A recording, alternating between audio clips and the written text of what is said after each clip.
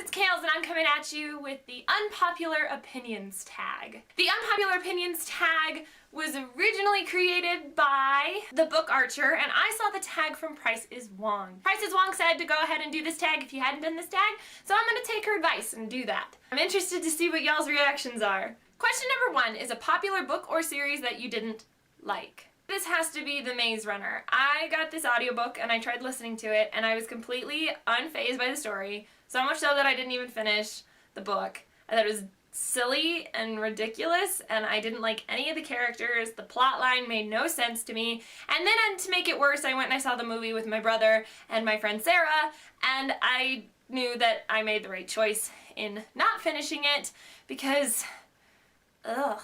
This was kind of like another dystopian weird scenario. Let's put teenagers in and yeah, why would you do that? It just wasn't interesting. And when you don't have characters I like, I'm done. Question number 2 is a popular book or series that everybody else hated but you love. Now here's the thing. Not everybody hated this next series, but a lot of people didn't like it. Going on Goodreads, you can see a lot of reviews that people didn't enjoy it. But I enjoyed The Magicians by Lev Grossman. I first read The Magicians because I was going to LeakyCon back when it was LeakyCon and not GeekyCon in Chicago several years ago, and Lev Grossman was going to be there and I was on the lit track, and my goal was to read a book from every single author that I was going to meet. And so I read Codex and I was starting on The Magicians, and I think this book is brilliant. I think it's absolutely fantastic. It's such a wonderful examination on fiction and fantasy and idealizing heroes and adventures, and it just gets better as the series goes on. And I don't even think it's a Harry Potter for grown-ups that people say. To me, it's a whole different look on what fantasy does and the possible negative effects that it has on a person, especially when they put so much pressure on it and they think that their lives are going to be better if they're like wrapped up in this story, and this shows that that might not be, that even in a magical world, ordinary life is going to happen and every day is going to happen, and it also shows the after effects on going on an adventure too. Like, what do you do when this adventure is done and how do you overcome that? And I think it's brilliant and hasn't been done before. So like I said, not a lot of people liked it, but I sure as heck did. Question number 3 is a love triangle where the person didn't end up with who you wanted them to end up with. This is not a spoiler because everyone should have read this book by now, or if not, you've heard enough pop culture about enough to know that Bella ends up with Edward and not Jacob, and it just makes me angry. During the series, I was very much an Edward fan. I was Team Edward all the way. My mother, on the other hand, was Team Jacob, and she was reading the story with me, and eventually she kind of convinced me by, like, book 3 that Jacob was the better choice because Edward was so dark and gloomy and, like, nighttime, and, like, Jacob was, like, the sun and happy and healthy for her, and it was so much a better relationship. And instead, Jacob ends up falling in love with the daughter, which is creepy, and that name, Renesmee, I still can't get over it. It was such a disappointment. I knew she was going to end up with Edward, but I really wanted her to end up with Jacob. Question number 4 is a genre you hardly reach for, and for me, that's kind of this combo genre of like horror, thriller, mystery. Stephen King. I will never pick up a Stephen King book. Sorry, I won't. The only one that I have and the only one I plan on reading is his book On Writing, because it's not creepy and not scary and not a thriller, mystery something. I'm not good with those type of things. I don't like it. And like, even mystery is still a stretch for me. Like, I haven't really read a James Patterson, and I mean, Robert Galbraith, which is J.K. Rowling, I'm still struggling getting through The Cuckoo's Calling.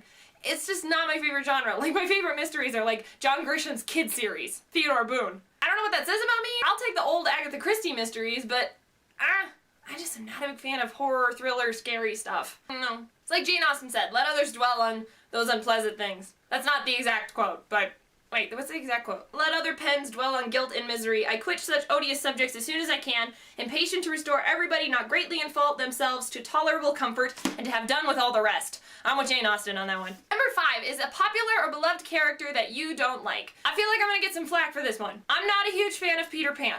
I'm holding up Peter and the Starcatcher because this is just one of the many incarnations of Peter Pan. I'm not a big fan of Peter Pan in general. Let me explain. Peter Pan is a great concept. I love the world. Neverland seems amazing.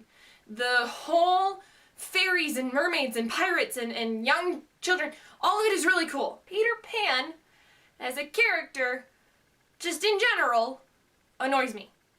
He's often very cocky, very trickstery, and not in a way that's like cute or flattering. And like, I think he manipulates Wendy a lot. Not someone I would want to hang out with.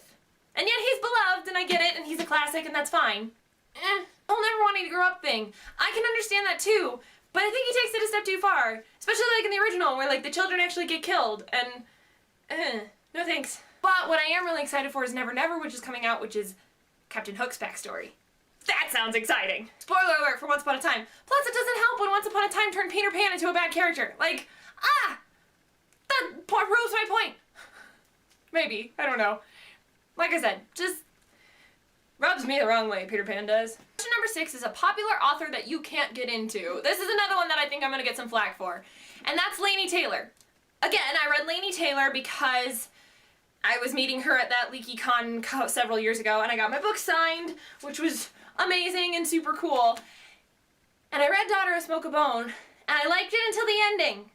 Till like everything was revealed, and then I quite hated it.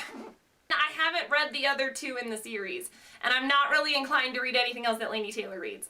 Part of me really wants to give it another try because everybody's like, oh my god, it's so amazing. But I thought it was cool at the beginning, but I'm not hooked. I'm not like ready to go pick up the next one. We're working on it. We'll see. Question number 7 is a book trope that you are tired of seeing. Boy, are there many, especially in the YA genre. This is so hard to pick. The one that I'm most annoyed by is the I hate you, 3 days later I love you.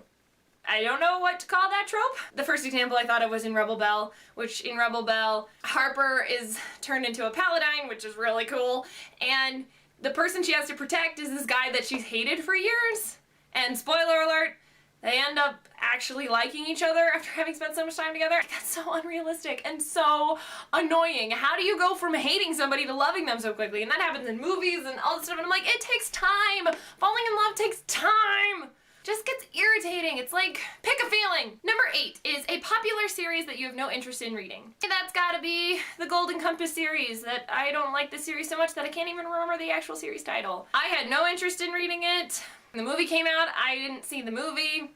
There's no interest here. I know there was like a lot of political flack or religious flack, that it was like anti-Christian and all that stuff, which I think had a large part to do with why I didn't read it, but I did try it, honestly. Like, I remember back several years ago, like in middle school, I did actually try and pick it up, and I was like, you know, there are so many other books that I could read, and this one just doesn't seem that interesting. So I didn't, and I haven't, and I won't. I love this next question so much, because it's true, and people deny it, but it's so true. Even though the book is always better, what movie or TV show do you enjoy more than the book?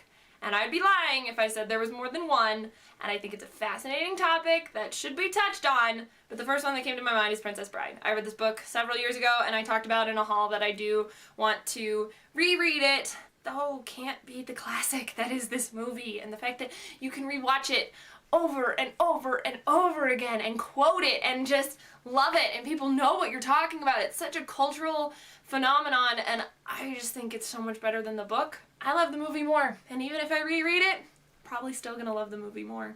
Am I ashamed to admit that? No. Here's my short stack of the books that I own that represent unpopular opinions, because I think if I owned a lot of books that I didn't like, that would just be pointless. Since this is a tag, I'd love to tag some people in it, and I'd be really interested to hear what they think. I want to tag Sarah Ella, because I'd be interested, even with all of her positivity, to see about some books that she doesn't like. I want to tag Trina over at Between Chapters, because she has some awesome opinions, and I'd love to hear some of her thoughts on this as well.